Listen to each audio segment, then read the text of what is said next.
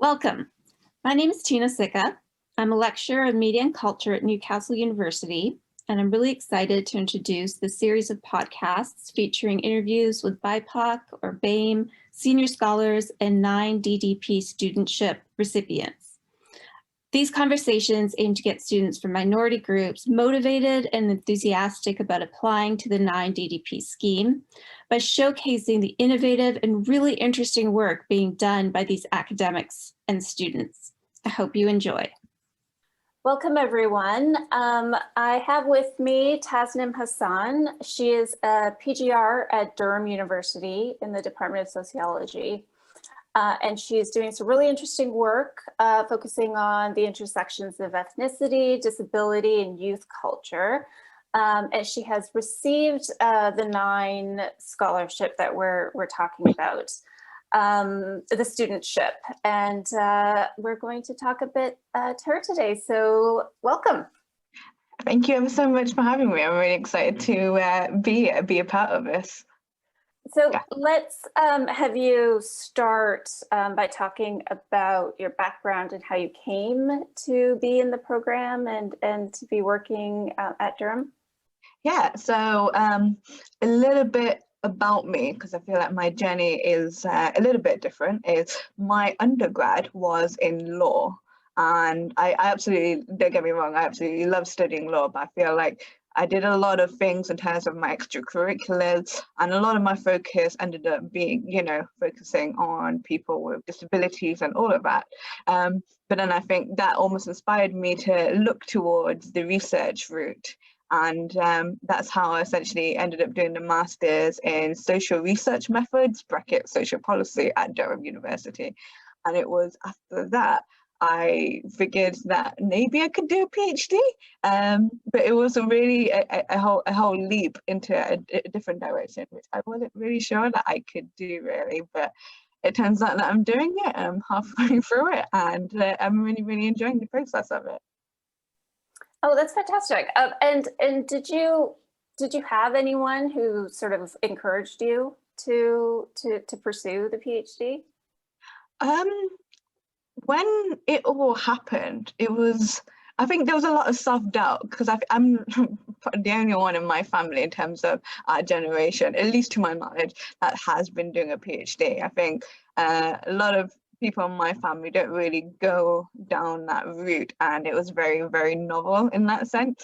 But when it came to it, I think it was very much an individual choice. My partner knows has always been my kind of like, the person who's always been supporting me through it. And I think there was a lot of self-doubt that I had in it, because I don't know, I think growing up and even like now, you don't see a lot of people of color in these sort of positions. And I remember when I was looking into PhD at the beginning of my master's, I was like thinking to myself, what kind of person do I want to be by the end of it? And I remember looking at people's profiles on LinkedIn that I kind of knew vaguely about who they were. And I saw that some of them did do PhDs, and it almost kind of gave me an idea that maybe I could do a PhD. Maybe that's the route I could go down. And in the academic context as well, one of the things that I've sort of talked about with a lot of the people that have come on the podcast is that there's been an academic kind of support or someone to kind of help you through, or to say that, your research is important or that you should pursue it. Was there anyone sort of like that? When it came to like developing the whole proposal itself, it was a bit more of me thinking, maybe this is what I could do. And I had one of my teachers on my master's course who did teach social policy, and I almost kind of pitched the idea vaguely to him. But again, it kind of goes back to the whole absolute lack of self-confidence about what it is like to be in that field, and how it is like, how on earth do you have these conversations when you've never had these conversations, and you're a bit like, maybe this could be something I could explore. And the lecturer that I had to support me, he is my supervisor right now as well. And, the people that I have on my supervisory team are incredibly supportive.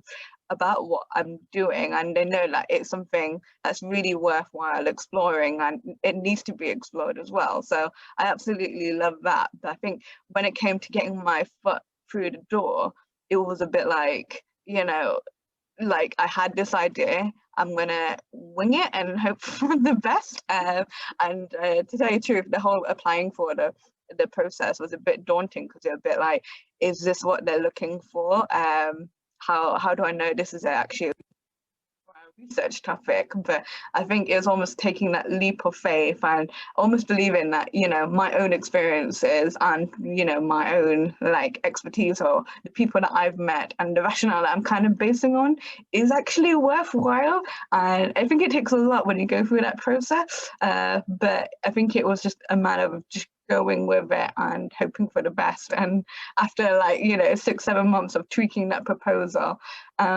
it's almost like I have to pinch myself even now to believe that I'm still doing a project like this. And can you talk a little bit about the project and just what the research kind of entails, and then maybe connect it to wider issues around like why you think it's sort of an important project? Yeah, definitely. I think this goes a lot back to my personal experiences growing up. So I am someone who has a disability. So I have a severe sight impairment and I'm partially deaf. And I come from, I'm a British Bengali person born in the UK, and my parents moved here much later.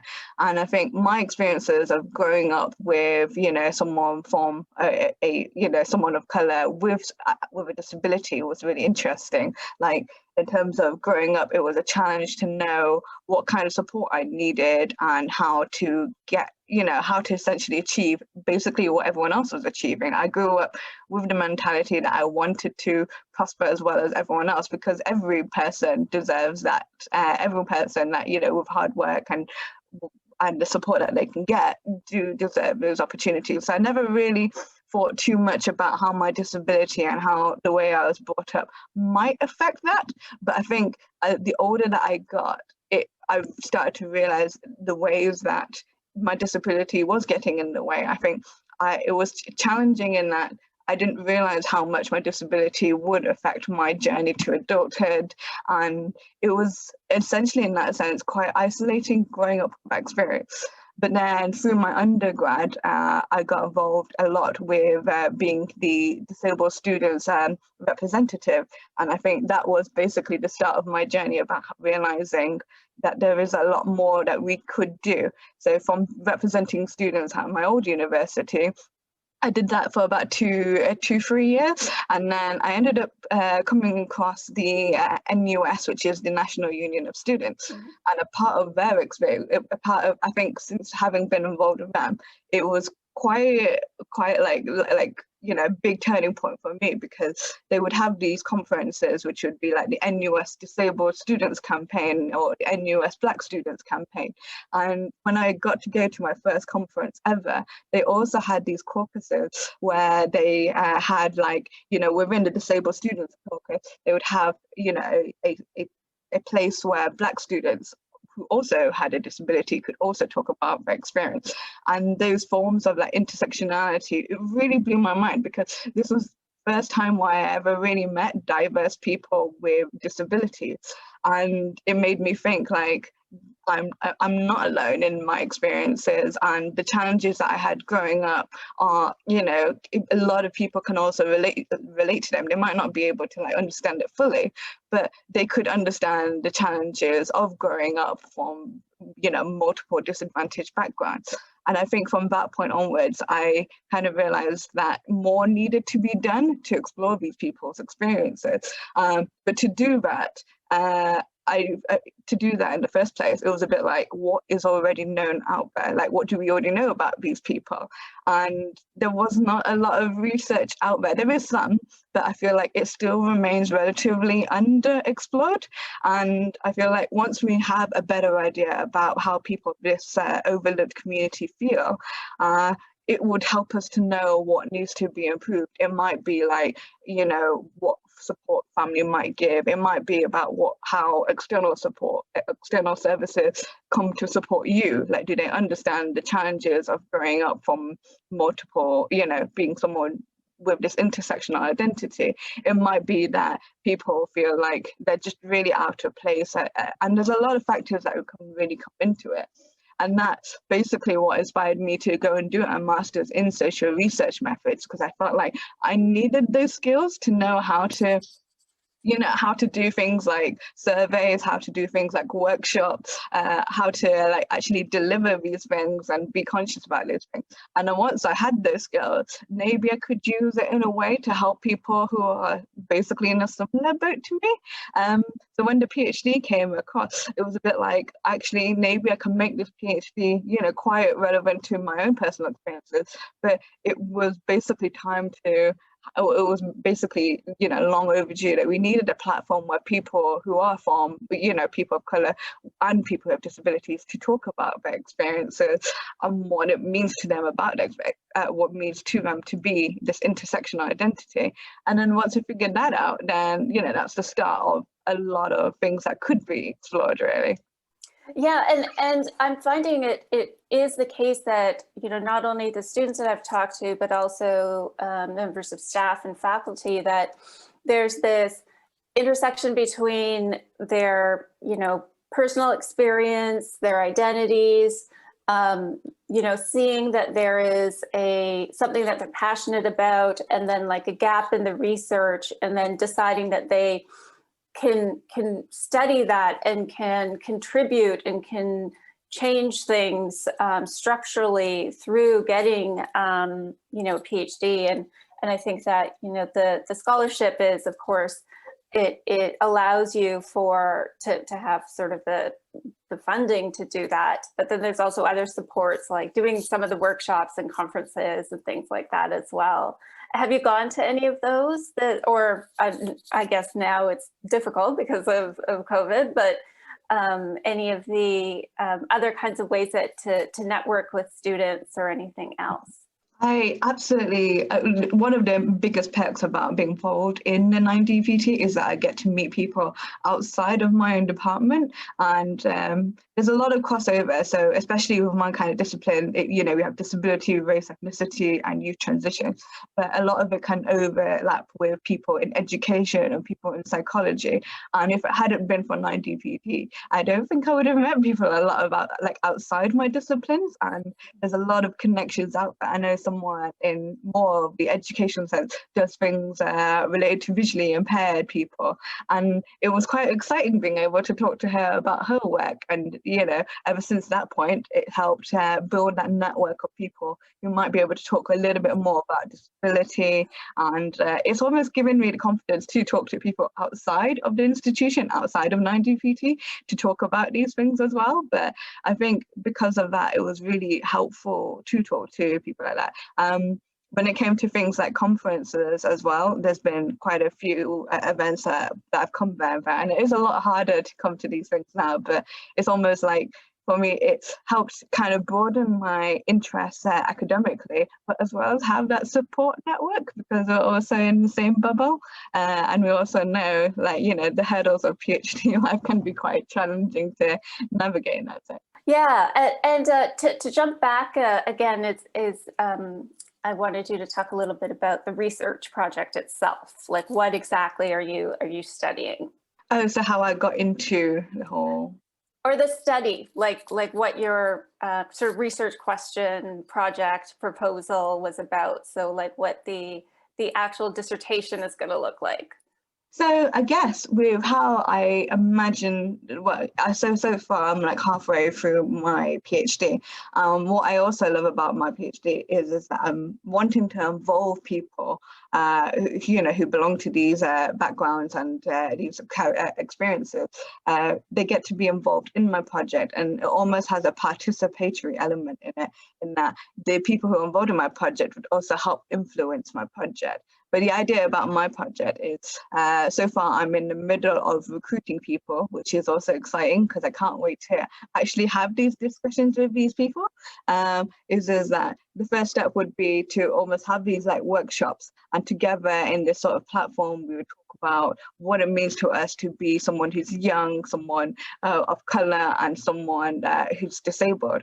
And then when we talk about those sort of experiences, what I want to get out of that are the sort of themes which are really important to people. And together we would decide like what is important to us as a community, what do we think should really be addressed, because we can't do absolutely everything, but almost start those sort of conversations, and then from that would help us develop some sort of outcome which is still yet to be decided about what we want to get out of it, really. But the part that I'm quite excited for is that we are all kind of experts of our own experiences and what that means to us. And it's important that we give people the voice, the platform to talk about this. And who better to talk to about my research than the people who are also involved and identify as all those things as well. And I think it's really important in that sense. And that's what I'm really looking forward to in my research. And so I guess it would be kind of an ethnography that you would actually do these kind of interviews and of a particular like demographic to get their, would it be someone who has the intersecting identities of disability and race specifically? Yeah. So far the criteria is to be between, and it's still flexible at this point, is to be between 18 and 30 years old, identify someone with a disability, as well as belonging to a minority ethnic background. And it's quite like loosely based on that, because there's a lot of ways we can talk about our transition to adulthood. Some things are going to be more important to other people, and it's important that we kind of almost start having those discussions. So I can't wait to talk about that, because I know it can go in a lot of, it can go in a lot of ways. But I also think there's a lot of, especially when you're talking about things like intersectionality, there's a sense of sameness, but there's also a sense of difference between ourselves as well. And that's what I really want to get out of those conversations. I also think the other part that I'm looking forward to is how people feel when they are talking about, having these discussions. And I really want to look at like how they reflect about that and what they think about what it is like when they're talking about their identity to other people who are somewhat similar to them as well. So there's a lot out of it. It's going to be interesting. It's also complex when we're trying to like talk about all sorts of identity dimensions. So hopefully it'll go all right. Yeah, and I can see that it like the complexity is absolutely there, because identity itself is complex. And then you're thinking about, environment and upbringing and interests, and of course racialization, and disability, of course, and then kind of these larger formations of class, and I can think that I think those interviews will be really fruitful in kind of getting to some of those themes. And then it's an important thing for students to realize that once you come up with particular themes or certain action points or certain things that are important, then there's the space for, change, that you can make recommendations. Is that something that you're wanting to do with your research as well, is to put it in practice? Yeah, well, because I feel like there's a lot in my project right now that I want to do, and it's quite very exploratory in that sense. Like there's so much that we are yet to find out about this community, and that's quite exciting. And I think especially when I work with this community, I really want to find out what more we can do. And right now I think that the recommendations will be relatively quite broad, but it will be something that I can see translated in a lot of different ways, whether it's services, whether it's universities, whether it's colleges, because I think this will, I mean, I hope it does, it will highlight that we need to, see people for who they are. People aren't just one demographic or the other, they can be multiple demographics, and it's almost seeing people a little bit more holistically, because how one characteristic might affect one another. It's hard, like people, it's so easy just to focus on, for example, with me, just focus on my disability, but there might be other things related to that. So, when I received any kind of support for my disability, we also had to take in account with how my family's view of disability might limit my experience in some way. But if we forget that, then you might just be, you might as well be just throwing pamphlets of information at me. But if it's not such an easy thing to access, then it just goes to show that sort of support, you need to kind of actually think about those people in a much more real light, really, because we're not just one dimension or the other. And it goes for all sorts of intersectionalities as well. Like maybe it's about how people culturally view something like disability. Maybe it's the stigma about disability. Like, for example, mental health is a big one. And when we struggle to have this sort of conversation, we struggle to really understand and get to the root of where the problem or the issues are. But at the same time, it would also be good to show where good practice does exist. And, maybe, for example, there is, people do have support in a much more inclusive way, which does think about their background, and that can really go very far. So that's the idea of this, but when I can't really say exactly yet, because it all depends on how these workshops go, what kind of recommendations we're looking at. I hope that when we work together, we'll figure that out a lot more and be able to narrow it down in that sense. That's the plan. And I really like the way that you're articulating that you're working with communities to produce something together. And I think a lot of students that might be considering going into academia and getting a PhD, or even applying to the NINE scheme, or some who haven't even thought of it as being an option, are thinking about activism and are thinking about making social change. And I think that one of the things that has come up with a lot of the social movements has been that you want to work with communities where they're not, the objects of study that you sort of draw knowledge from and then use it for your research, that you are actually working in partnership with communities. And I think that students who might be thinking about it, that would be really attractive as an option of a way to do research, is that you're doing it with the people. Exactly. It's like one of the things that it can be so easy to overlook is basically being an insider to your project.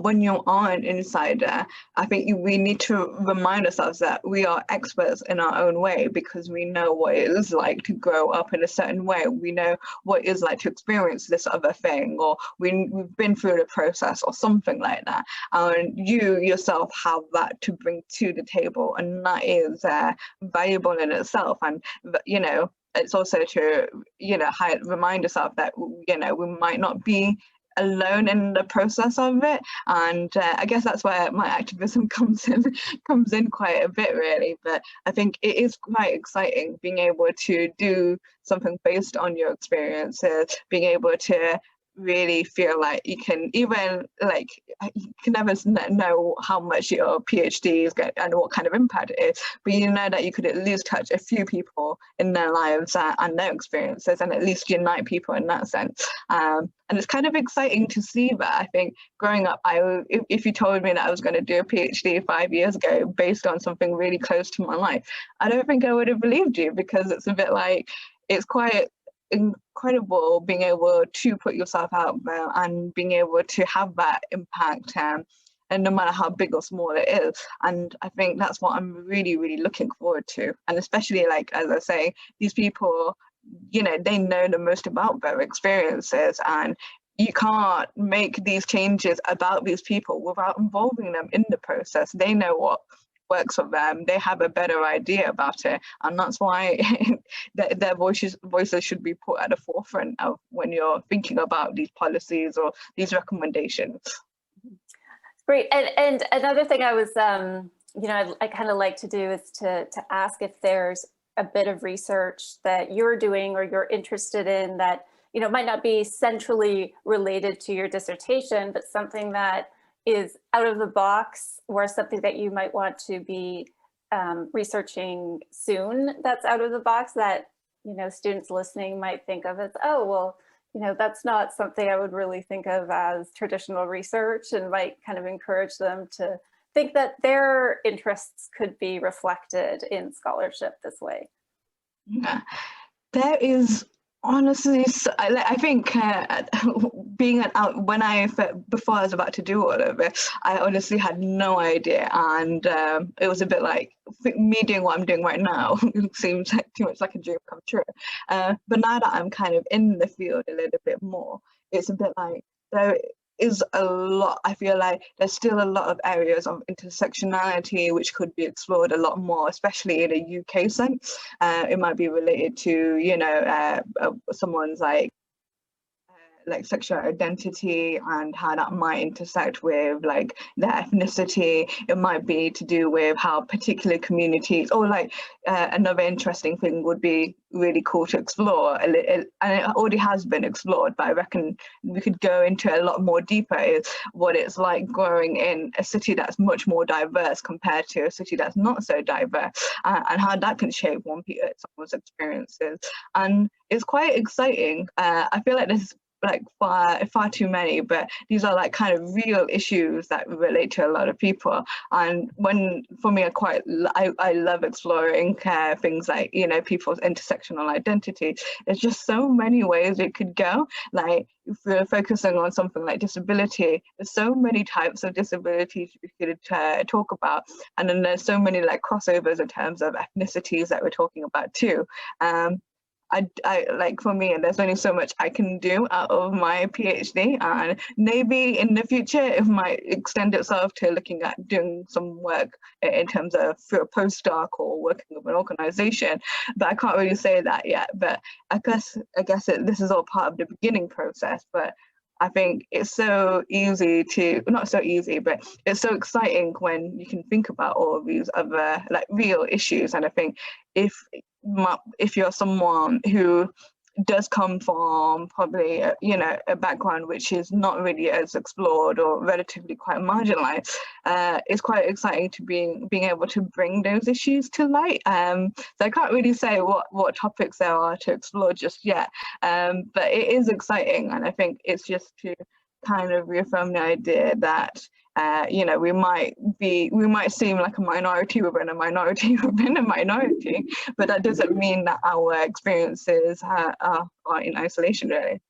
Yeah, and I liked that you were sort of talking about, like a postdoc or doing kind of research and policy, that one of the things that PhD gives you the ability to do is gives you sort of license, I guess, to do the research. That it's sort of like a permission slip to say that, okay, now you have the tools and the capacity to do the kinds of research that you're talking about. And I think that's really unique when it comes to social science research, that sociology and other kinds of social science disciplines are really, that they're unique in the sense that they're quite interdisciplinary, and it's sort of a field that a lot of different kinds of research can happen. And I was hoping you could talk a little bit about that, about social science as a field, and then also the fact that students don't necessarily have to, be a professor if they don't want to, that the PhD also, especially the social science one,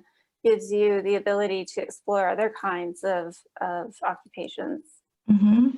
I absolutely love how varied social science is. So in my office area, there are people who do criminology, and there's a student who looks at like forced marriages, and it's really exciting being able to focus on. I think that's why I lean more towards sociology. Is like we're looking at real life things.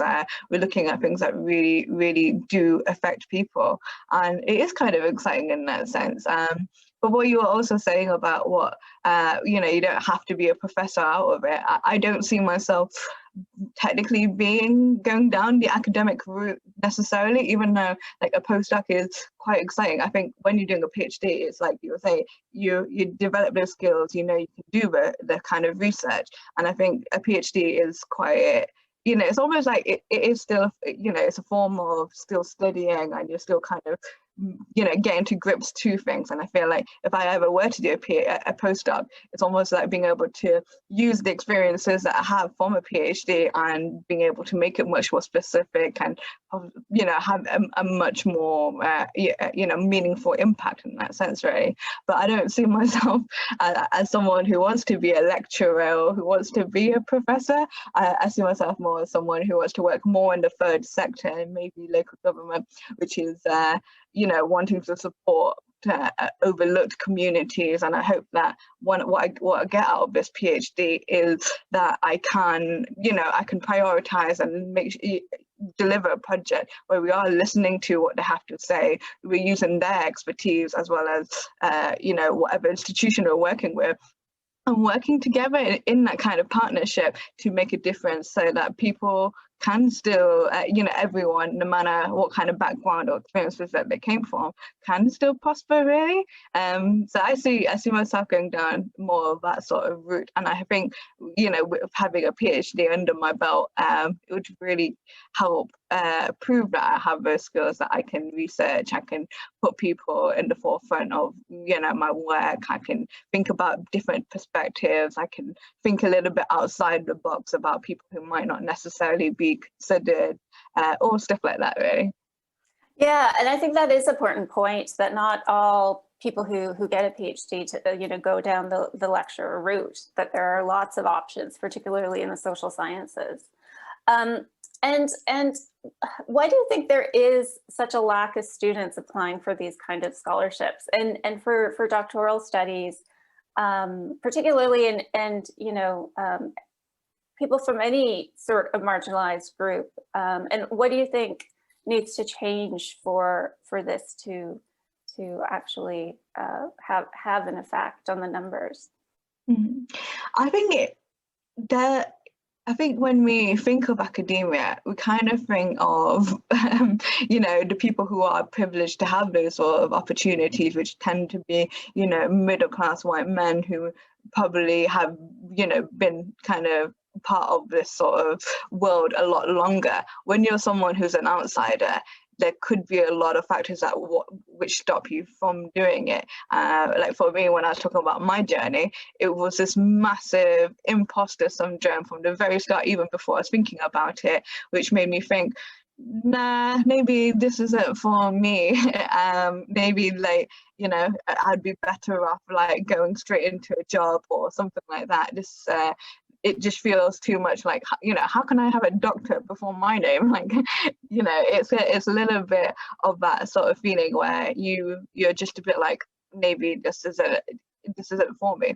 But I also know that when I was kind of researching and finding what other people did, who are in quite high kind of senior positions, one person that I recall is someone of color, and it was a bit like, that's quite cool. There's someone of color who's in these kind of senior positions. Maybe it could be something I could consider.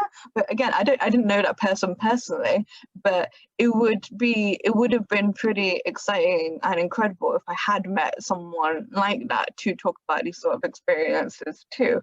But when you don't have those sort of connections, when you don't know what you're getting yourself into, when you have when you possibly, you go to an institution where people are, not like you, how do you know that that's something for you to consider? But then I guess there's a lot of other things as well. I had quite a bit of, I come from a working class background as well. And to do something like a PhD, it can be a challenge when you're trying to manage your life day to day, really. But I think if we really want people to get more involved in academia from marginalized groups, it would be really, really helpful if we saw people who were diverse in these sort of positions to begin with as well, to make sure, it can almost make something so much easier. If you know someone with a disability in academia, maybe you could just drop them a message and be like, hi, I have these worries about it. I'm someone with a disability and I don't know if this route is for me. And I think for me, I didn't really have those sort of connections to begin with. I almost took a plunge in the deep end, and I was a bit like, you know what, if this doesn't work, it doesn't work, but at least I can say I tried. But it's hard to put yourself out there, and it's really, really challenging. I know, like, a friend of mine and this is like as my PhD progress, because I still I want to still involve more academics from more diverse backgrounds in my project. What is also quite tricky is being able to just drop them an email, being like, hi, I've read some of your work, it's really interesting, could we chat about it? And I think what we need more of is those sort of friendly kind of conversations from those people, which are a bit like, this is really exciting to being able to talk to someone who might relate to some of the struggles I've had all my life, for example. But we also need to make sure those people are friendly about it. I've heard of stories where people have had bad experiences. I myself have had a couple of bad experiences as well, where, not only have I put myself out, but it wasn't really received in a way which was encouraging or motivating. And I think wherever you are in your life, and if you are someone in that kind of position, we all kind of have a part to play to create this community where people do feel included. And it's tricky enough to already get your foot in through the door when you have absolutely zero connections to it.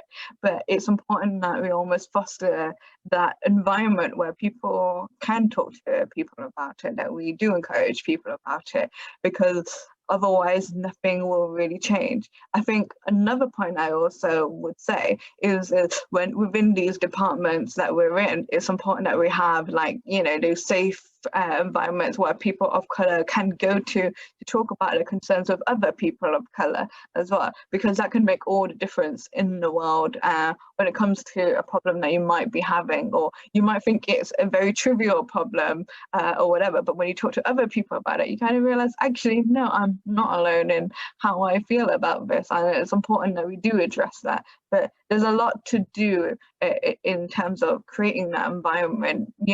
People who are in more senior roles could do a lot more. We could see a lot more people diverse in those roles in the first place. But there's a lot more to try and, for people to be allies in that sense, for people to, support each other in that sense, but as well as, giving them that safe space where they can talk, really. Because if we don't have that, then, people who do try and come through the door or whatever might find it challenging when they have these problems that come up. So, if they're having all these problems, then how can we expect people to keep, to stay there and, to finish their PhD completely? There's a lot of support that we still need to give to people once they've been accepted onto the PhD. But I think it's important that we all do, everyone has a role to play. Yeah, and really looking at it as like in multiple steps of inviting more diverse students in, having more diverse kinds of research and research methods and practices, and doing it in a way, like you said, where people are supported, that they have a space to connect with other people of color, but also to have, the allyship. I think there was a word I used, or I heard and use a lot now, is co-conspirators. That you have co-conspirators around you to make social change and to help you in that way. And is there anything else that you would say to a student who's thinking of applying? I would say go for it. I'd say go for it. I think by all means, if you can reach out, whether it's through things like Twitter or through email, if you're having these sort of doubts, try and reach out to people who you think you might have some sort of similarity to, because the worst thing that they can do is just not reply. But the best thing that they could do is, be that sort of support network in the future, and it's quite exciting to be a part of that. I think it's a process of trying to put yourself through it, but I reckon, you have a lot to bring from your own experiences, and it's about, the problem, the struggles of having, confidence and all of this sort of stuff. But when you do put yourself through the whole, writing the proposal idea, I'd say it's really worthwhile reaching out to people, not just within your university, not just within your department, but at other universities too, because kind of building those sort of networks can be really, really, really helpful, because with a PhD, it's a very individual, unique project, but there's bound to be ways that it overlaps with other people's work, and it's quite exciting when you can all kind of relate to each other in that sense. So that's one thing that I would really recommend. Like, get on things like social media, try and find people, use like key terms to find them, and see what's kind of like in the spirit of that field as well, because it's really exciting to learn about what other people do, as well as knowing what you can bring to the field too. Well, thank you so much for joining me and for telling us a little bit about your research and your background and everything. So I hope students find it interesting. So thank you very much. Excellent, thank you.